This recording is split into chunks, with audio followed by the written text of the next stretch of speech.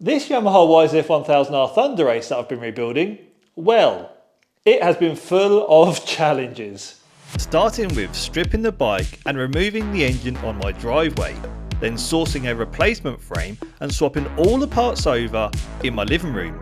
In the rebuild process, I ended up snapping exhaust studs, which I couldn't save. So I pulled the top end off, replaced some parts, put it all back together again, but snapped a camshaft bolt, which meant I had to pull the top end back off and get that repaired, then put it all back together again in the comfort of my new workshop. I then managed to finally fit the engine into the frame, with thanks to my girlfriend who done all of the work. And when we finally tried to start the bike,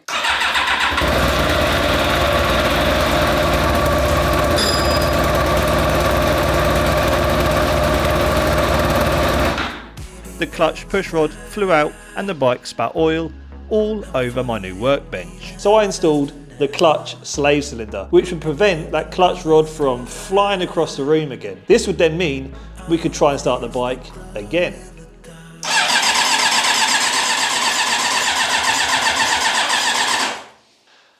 But it failed again. So I might have terrible news. The radiator cap, if I take a little peekaboo in there, the water looks milky. Thing is, I have never rebuilt an engine. And when I was trying to rebuild this engine, I was rebuilding it on my driveway, in the freezing cold, on a flipping Black & Decker workmate. And because I am a no bugger all YouTuber, just trying to show you what not to do, I believe that when I torqued the head down, it crushed the gasket and made a seal. Then when I removed the head, it meant the gasket was no longer any good because the gasket is designed to crush seal one time only. Because it's quite possible the gasket is designed to crush seal one time only, I reckon the bike ran long enough to blow the gasket. So in this video, we cannot be 100% certain that the gasket is gone, but we're going to do our very best to put this engine right. So before we get deep and dirty into that engine, in the previous upload, Some of you pointed out to me that this rev counter was trying to tell me something. So if we turn the ignition on, I want to see if yeah, so it is. and it's stopping at 7,500 RPM. I wonder what that means. So I pull up the Yamaha service manual, but couldn't find an error for 7,500 RPM. I know who I can ask.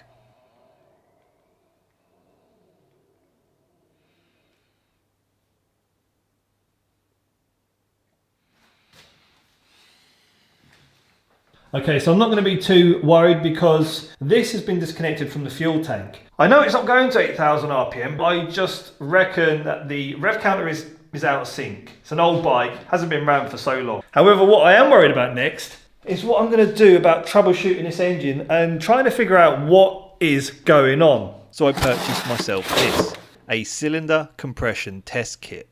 So using this brand new compression test kit, you know, before I go ahead and strip that whole top end down, because let me tell you, well, that is going to be one hell of an epic. I'm hoping this compression test kit will give me a reading on each cylinder and tell me if I'm losing any valuable compression, say for example, via a gasket.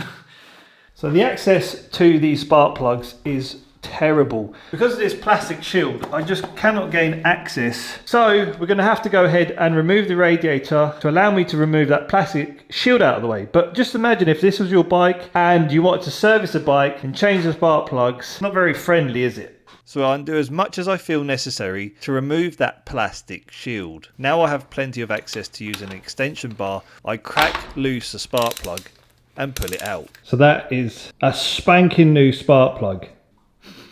Yeah, get high. I need to get high to part with this bike. All right, next I need to pop this into the spark plug hole. We are going to be hoping, according to the official service manual, of a minimum 190 PSI. So yeah, please be good.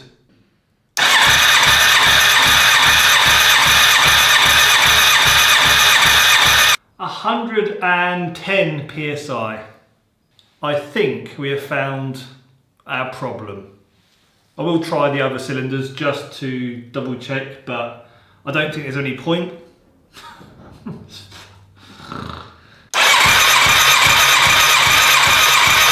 It's not Looking good. Didn't even get 100 psi out of that one. So yeah, things are not looking promising, are they? Circa 100 psi on those 4 cylinders. Yeah, not great. So I think what we're going to do next is we're going to drain the coolant out, because in the previous video, what gave me the suspicion that the head gasket was gone was because I could see that the radiator water looked milky. So we'll take the coolant out and we'll see how much oil is in it. Yeah. So fun. So fun. I love this.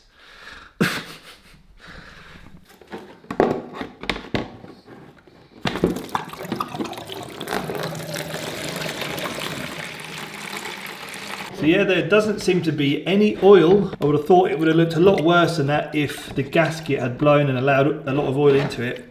All right, so I've slept on it. I've had to have some time to collect my thoughts, think about what I'm going to be doing, and there is no question about it. I didn't rebuild that top end properly. As much as I am a professional, mate, I haven't done it properly. That's fine. I'm happy to take the L. So, given the fact that I've now got a workshop, I think we could consider that life should be easier, taking the engine out of the bike and rebuilding it in the comfort of my new workshop. So, you can sit back and relax, let me put in the work, and yeah, let's crack on with it. Let's go. Right then, let's get my rubber gloves on. Because I'm such a snowflake, I need to protect my hands, skip leg day and pump up my ramp, and hit fast forward.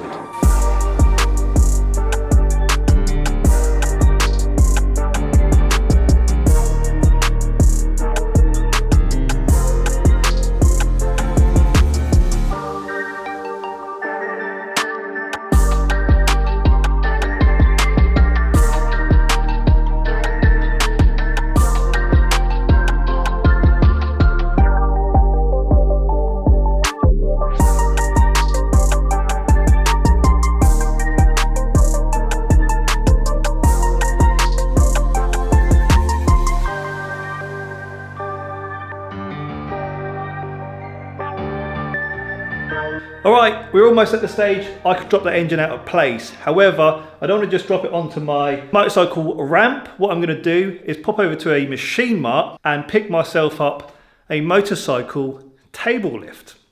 Okay, so this is what I've purchased. This should do the job in allowing me to just drop that engine down onto this, what is called Clark Strong Arm, a motorcycle table lift. So yeah, let me put that together and then we can get on with dropping that engine out of place.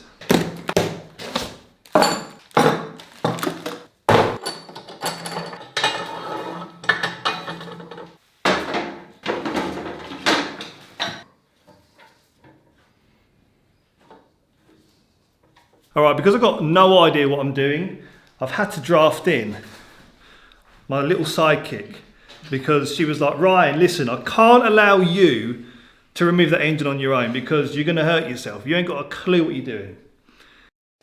Alright, so I'm going to go down.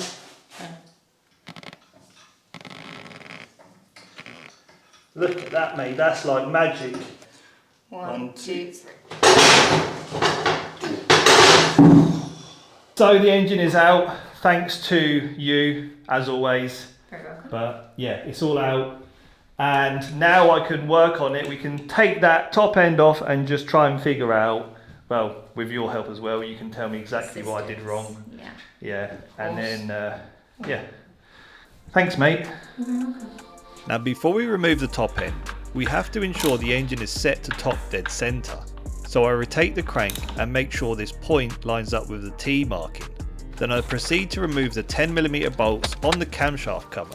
This will expose the exhaust and inlet camshafts as well as a camshaft chain. I then remove the camshaft chain guide. And working from the outside in, I loosen off the camshaft clamps and remove them one by one. Right, I've just had to quickly get my Black & Decker workmate. This does a better job at securing the engine. Next up, we need to remove the cam chain tensioner.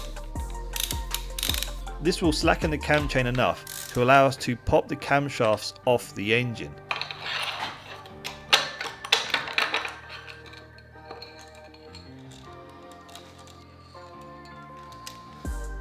So So the last time I removed this head, I wasn't aware of a particular sequence that you are supposed to follow. In the service manual, it numbers the head bolts in order that you're supposed to be undone. More of it this time, so yeah, I'm gonna follow it to the T. The service manual asks you to slacken each of the head bolts off half a turn until all bolts are loose. Once that is complete, we then undo this oil feed pipe. All right, so that is now ready to be lifted off. So we're going to try and keep it all together, and we're going to pop it on this table and take a closer look.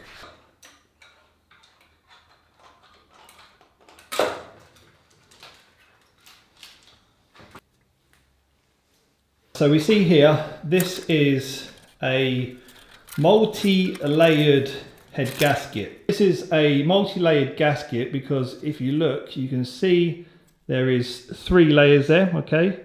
And so what originally happened was I torqued this down onto the engine. Now, ironically, I forgot to install the gasket here, like it goes in between those 2 sections there. So I had to then whip this back off of the engine, install that gasket, and of course, torque it all back down again onto this gasket, which, as I say, is designed to crush seal one time only. Now, given the fact that this engine is under immense pressure, 202 psi should be the standard in each of those 4 cylinders. If there's any leakage going on, it's going to have a detrimental impact on the way this engine performs. The other thing I did do, which you might not be aware of if you're new here, and that is I lapped these valves into place. Now, it's the first time I lapped valves, and so I cannot be 100% certain that I did a good enough job. So what I'm going to do is we're going to do a test to see if they are sealing correctly. All right, so what we've got set up here is I've made sure that this head is nice and level. And this room is so on the wonk that I've actually had to place some chain linkages under there just to prop it up and make sure it's all level. And the reason it needs to be leveled out is because if you look closely, there are essentially 4 perfect puddles of water.